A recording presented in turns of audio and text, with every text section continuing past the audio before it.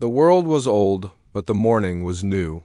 For the dinosaurs, it was just another day under a sun they'd known for millions of years. But today the sky was different. It hung heavy and thick, a murky veil that seemed to press down on the vibrant greens of the Cretaceous. A young Triceratops, barely old enough to have felt the turn of many seasons, ambled through a sea of ferns. The usual morning chorus was gone. The birds, those feathered descendants of older dinosaurs, were eerily silent. A deep unease settled over the land, a tension you could almost taste in the air. The Triceratops paused its grazing, its massive head lifting, frill twitching. Something was wrong. The ground beneath its three-toed feet gave a sudden, violent shudder. It wasn't the familiar rumble of a distant volcanic eruption or the heavy tread of a Tyrannosaurus on the hunt. This was deeper, more profound.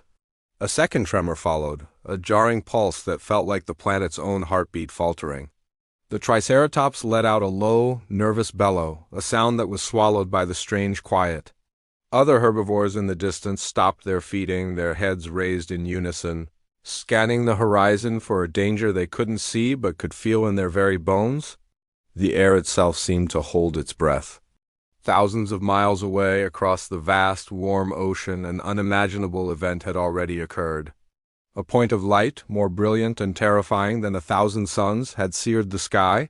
It was a silent messenger of doom, traveling faster than sound, faster than anything the world had ever known. Here, in the heart of the continent, the only sign was a subtle shift in the breeze. A new scent wafted through the humid air, a sharp, metallic tang, utterly alien. It was the smell of rock vaporized into gas, of an element from the stars, iridium, now dusting the atmosphere. The young Triceratops sniffed the air, its nostrils flaring. The instinct to flee, primal and overwhelming, surged through it. It didn't know from what or to where, but it knew it had to run. The world was beginning to unravel. Panic began to ripple through the herds. The sense of wrongness was no longer a subtle feeling. It was a palpable threat. Ankylosaurs hunkered down, their clubbed tails twitching nervously. Flocks of pterosaurs, usually soaring gracefully on thermal currents, wheeled chaotically in the sky, shrieking in confusion. The metallic scent grew stronger, a harbinger of the change to come. The sky, once a familiar blue or gray, was beginning to take on a sickly, brownish-orange hue at the edges of the horizon.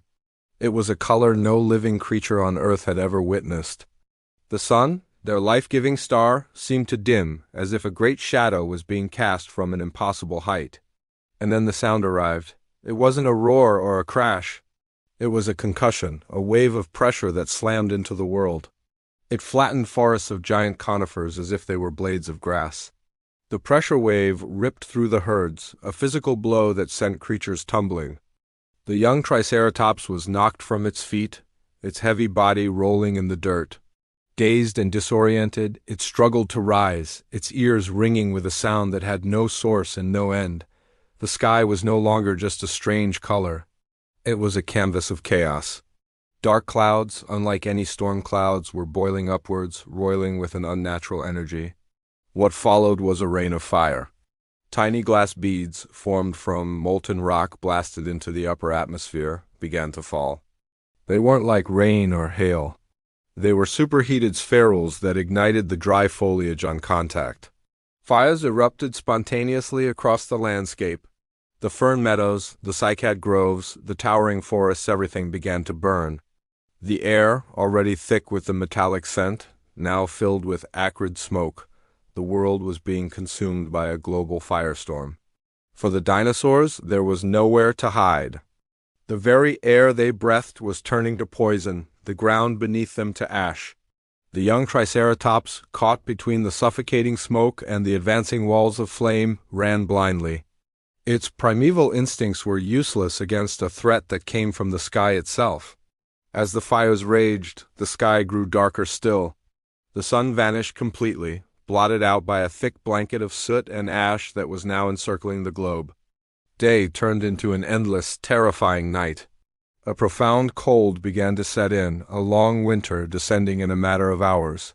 The roaring fires were eventually starved of oxygen and began to die down, leaving behind a charred, smoldering wasteland under a perpetually dark sky. The temperature plummeted. Creatures that had evolved for a warm, stable climate were now exposed to a sudden and brutal ice age. Those that survived the initial blast wave and the firestorm now faced a new, slower death from cold and starvation. The foundation of life was crumbling. With no sunlight reaching the surface, photosynthesis ceased. Plants withered and died on a massive scale, from the tiniest algae in the oceans to the mightiest trees on land. The herbivores, like our young triceratops, found their world stripped of food. Starvation became the great filter. The powerful jaws of the tyrannosaurs, evolved to crush bone, were useless when there were no more prey to hunt. The intricate food web, built over tens of millions of years, collapsed in a matter of weeks. The titans of the land, the largest animals ever to walk the earth, were brought to their knees by the absence of a single star's light. Their size, once their greatest advantage, now became their fatal flaw, their immense bodies demanding fuel that no longer existed. In the aftermath, the world was a ghost of its former self. A silent, gray dust, a mixture of soot, pulverized rock, and the alien iridium from the asteroid settled over everything, a funeral shroud for a lost world. This thin layer of clay, visible in the geologic record today, marks the precise moment the world changed forever. It is the tombstone of the dinosaurs. For months, perhaps years, the sun remained hidden. When it finally broke through the haze, it shone upon a transformed planet. The great dinosaur herds were gone. The mighty predators were gone. The skies were empty of the great leathery-winged pterosaurs. Over 75% of all species on Earth had been wiped out. But in the quiet devastation, new opportunities arose. Life, ever resilient, found a way.